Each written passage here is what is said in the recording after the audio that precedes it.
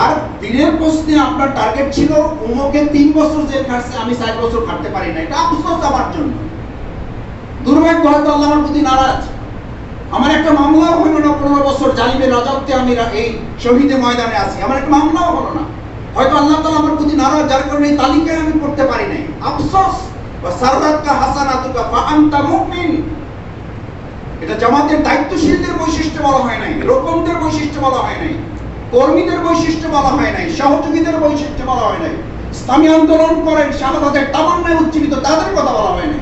ফা আনতা মুমিন, শুধু ঈমানদার হলেই যথেষ্ট যে সে এরকম পেরেশানি থাকবে যে অমুকের 4টা মামলা, আমার 1টাও নাই, অমুকের পরিবার শহীদ হয়ে গেছে, সেখানে আমি তো কিছুই করতে পারি নাই। আমারই সামনে একজন ভাই এই 15 বছরে বারবার জেল খেটেছেন, আমি যে একবারও গেলাম না, আমার তো মামলার তালিকায় নামই নেই। আফসোস আমার জন্য, দুর্ভাগ্য, আমার কপাল পোড়া, বদনসিব। আল্লাহর কাছে নিজেকে ওভাবে অপরাধী সাব্যস্ত করতে বলেছেন রাসূল করিম সাল্লাল্লাহু আলাইহি ওয়াসাল্লাম।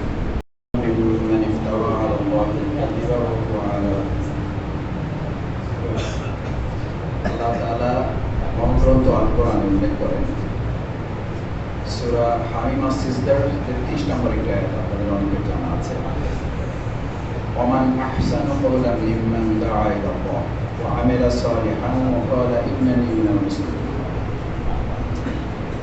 সূরা বাকারার 140 নম্বর আয়াত আছে, ওমান আযলামু মিম্মান কাতামা শাহাদাতান ইনদাহু মিনাল্লাহ আল্লাহু বিগাফিলিন আম্মা তা'মালুন।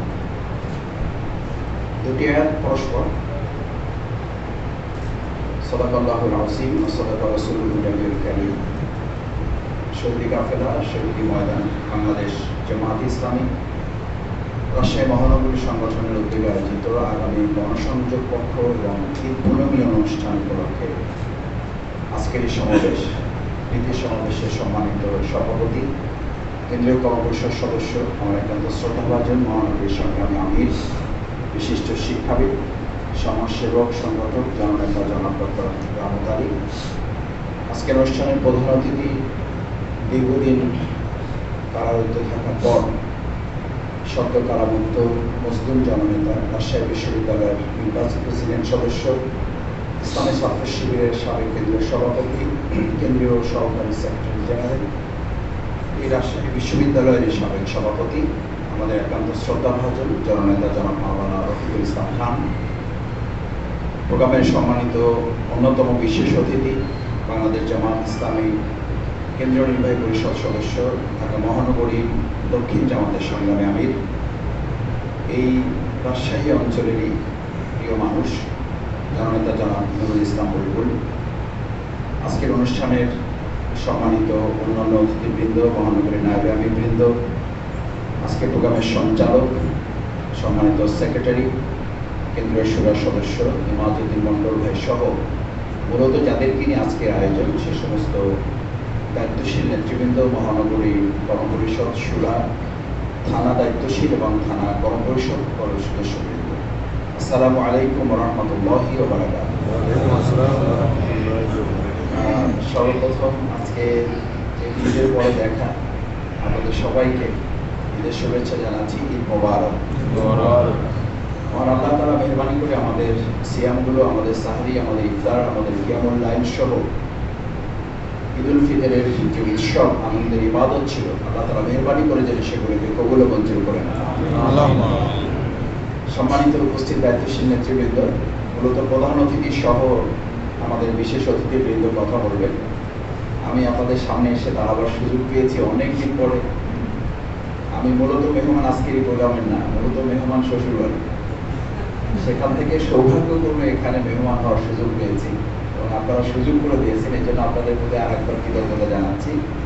আল্লাহ তাআলা আমাদের এই আয়োজনকে মিলিত হওয়ার তৌফিকে জান্নাতুল ফেরদাউস পর্যন্ত যেন একত্রিত করে নেন এবং এই সুযোগে একটু আপনাদের কাছে আমাদের এই রাজশাহী ময়দানের সম্মানিত শহীদবৃন্দ, বিশেষ করে আমাদের উল্লেখ করার মতো শহীদ নুরুল ইসলাম, শাহিন ভাই, শাহাদাত ভাই সহ যারা আছেন তাদেরকে এবং আমার পরম শ্রদ্ধেয় শ্বশুর আব্বা, এই মহানগরীর আপনাদের কর্মী ছিলেন, আমার শাশুড়ি আম্মা সহ আমি তাদের জন্য আপনাদের কাছে বিশেষভাবে আপনাদের অন্তঃস্থল থেকে দোয়া চাচ্ছি, আল্লাহ যেন তাদের সবাইকে শাহাদাতের সর্বোচ্চ মর্যাদা দান করেন, জান্নাতুল ফেরদাউসের মেহমান হিসেবে কবুল করেন।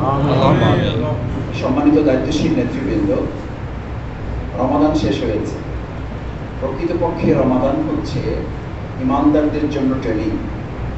এটা বোঝা যায় কিভাবে? বোঝা যায় এই কারণে, রাসূল করিম সাল্লাল্লাহু আলাইহি ওয়াসাল্লাম বলেন, قال رسول الله صلى الله عليه وسلم الصوم جنة।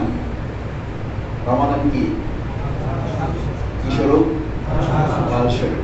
আচ্ছা, এটা খুব স্বাভাবিকভাবে বোঝা যায় না?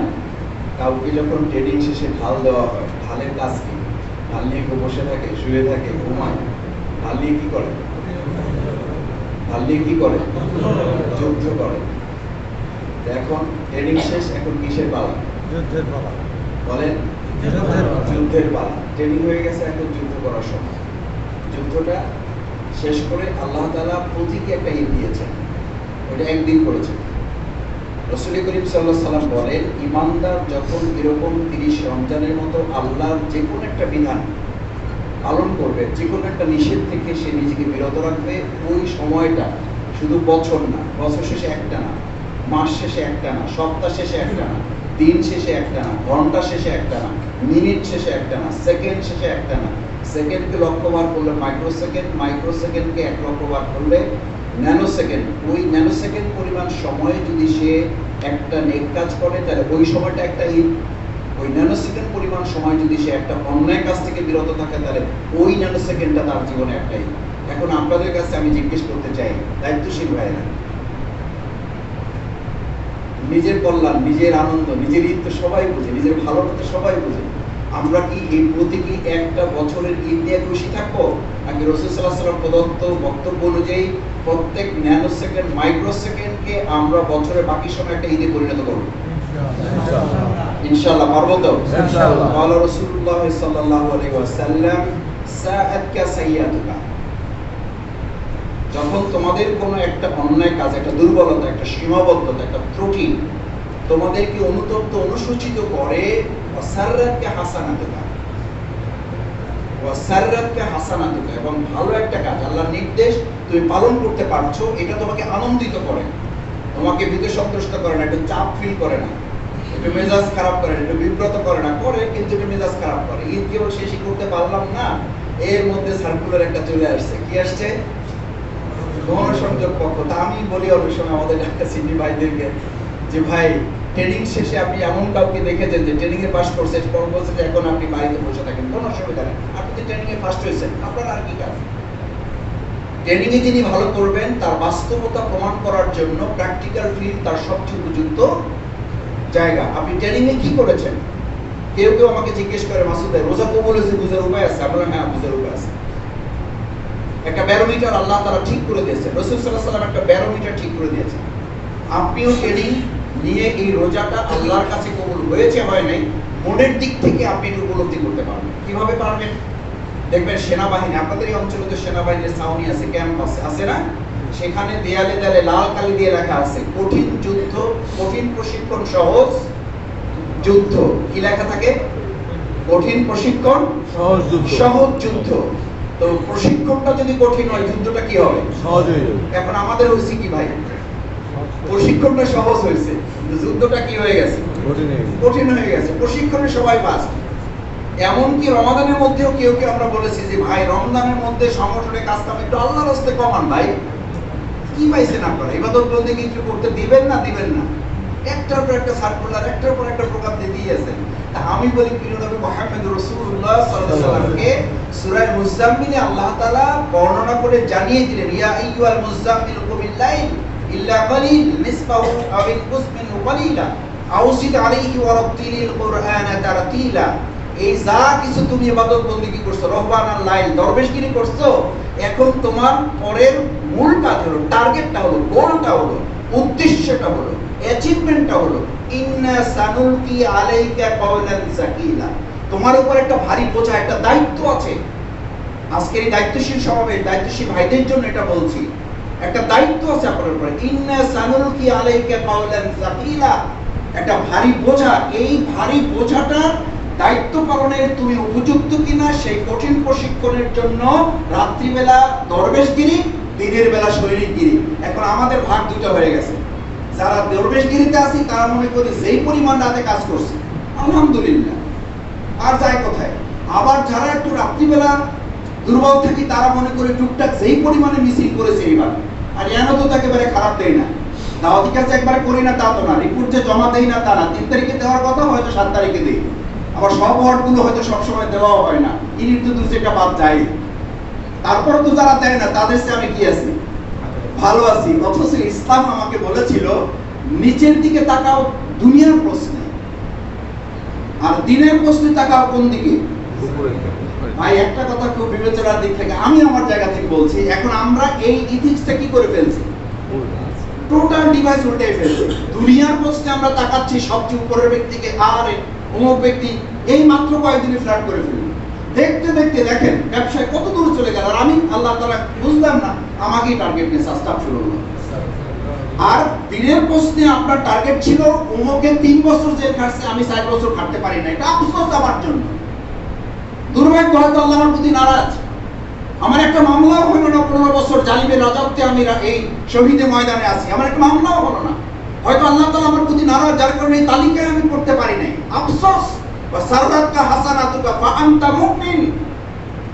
এটা জামাতের দায়িত্বশীলদের বৈশিষ্ট্য বলা হয় নাই, রোকনদের বৈশিষ্ট্য বলা হয় নাই, কর্মীদের বৈশিষ্ট্য বলা হয় নাই, সহযোগীদের বৈশিষ্ট্য বলা হয় নাই, ইসলামী আন্দোলন করেন শাহাদাতের তামান্নায় উজ্জীবিত তাদের কথা বলা হয় নাই। ফা আনতা মুমিন, শুধু ঈমানদার হলেই যথেষ্ট যে সে এরকম পেরেশানি থাকবে যে অমুকের 4টা মামলা, আমার 1টাও নাই, অমুকের পরিবার শহীদ হয়ে গেছে, সেখানে আমি তো কিছুই করতে পারি নাই।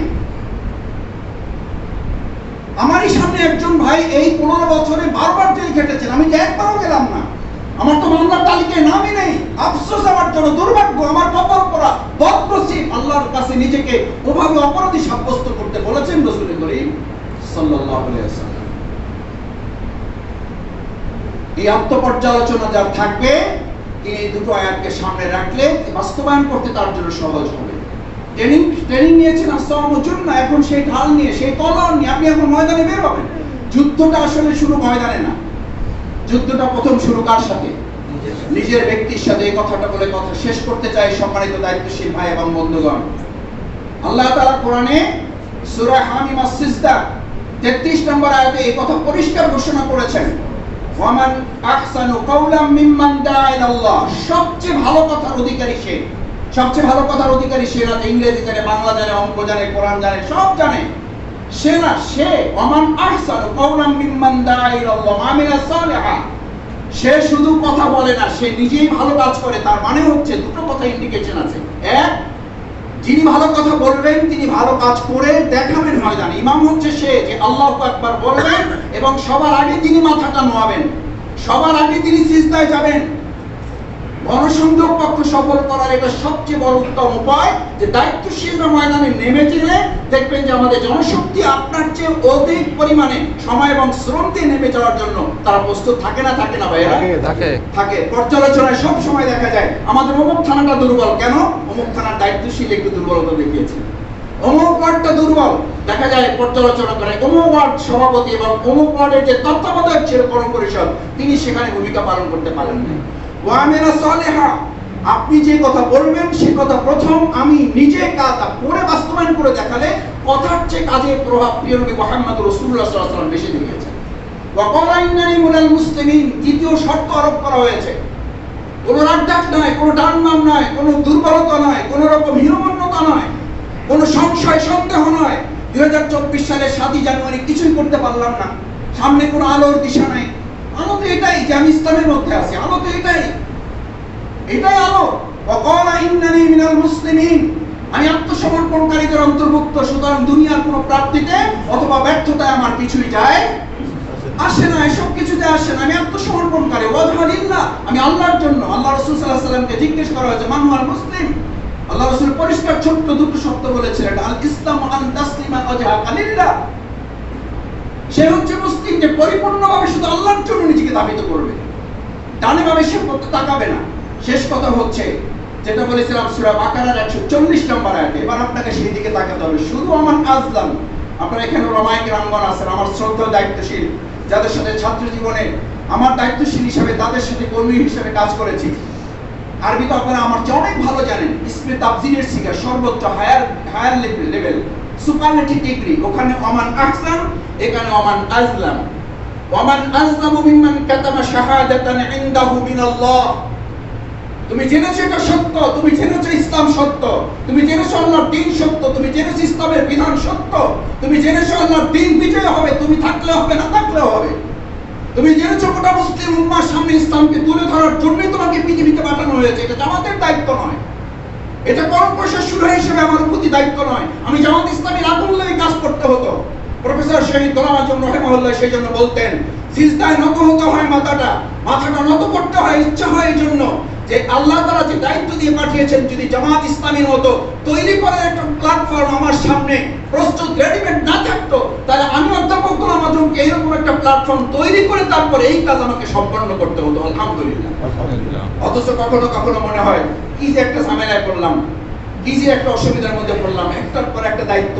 আমি আপনাদের অনুরোধ করছি, যেমন আজদামু মিম্মান কাতামা শাহাদাতান ইনদাল্লাহ, আল্লাহর এই চূড়ান্ত সাক্ষী যদি মানুষের কাছে গোপন করে, অর্থাৎ তার মানে গণসংযোগ পক্ষ আসছে, এই 15টা দিন যদি আমি নিজেকে নিবেদিত করতে না পারি, ইসলামের মৌলিক কথাগুলো তাদের সামনে তুলে ধরতে না পারি, সমস্ত ইউনিট ওয়ার্ডগুলোকে যদি মাঠে তাদেরকে নিয়ে ঝাঁপিয়ে পড়তে না পারি, তাহলে আল্লাহ তাআলা বলেন, কেরামত ভাই খবর রাখতে পারবেন না, পর্যালোচনা কয়টা হইল না, পর্যালোচনা বৈঠকে আপনি আসলেন না, আমি থাকলাম না, অথবা কিছু যুক্তি অজুহাত দিয়ে আমি পার করে দিলাম।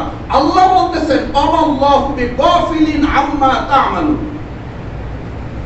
ইটস অ্যাবসলিউটলি থ্রেট আপনার জন্য, আমার জন্য হুমকি, সতর্কতা। আল্লাহু বিগাফিলিন, তোমার কোন কাজ সম্পর্কে, তোমার কোন দুর্বলতা, তোমার কোন যুক্তি, কোন অজুহাত সম্পর্কে দুনিয়ার সবাইকে তুমি ফাঁকি দিতে পারলেও কাকে ফাঁকি দিতে পারবে না? আল্লাহকে ফাঁকি দিতে পারবে না। আমরা কি পারবো? ইনশাআল্লাহ। ইনশাআল্লাহ। দেখে সবাই রাজি আছে ইনশাআল্লাহ। গণসংযোগটাকে এবার ঈদের পরে এটা আরেকটা দাওয়াতি উৎসবে পরিণত করবে ইনশাআল্লাহ। ইনশাআল্লাহ আল্লাহ তাআলা আমাদের ঈদের এই উৎসবকে পরবর্তী এবার দাওয়াতি উৎসবের অংশ হিসেবে গণসংযোগ পক্ষ পালন এবং ঈদের এই উৎসবকে সারা বছর ন্যায় কাজ করার মধ্য দিয়ে আনন্দ পাওয়া, অন্যায় কাজ করা থেকে বিরত থেকে নিজেকে পূর্ণাঙ্গ মুমিন হিসেবে উপস্থাপন করার তৌফিক দান করুন। সুবহানাকাল্লাহুম্মা ওয়া বিহামদিকা আশহাদু আল লা ইলাহা ইল্লা আনতা আস্তাগফিরুকা ওয়া আতুবু ইলাইক। আসসালামু আলাইকুম ওয়া রাহমাতুল্লাহি ওয়া বারাকাতুহু।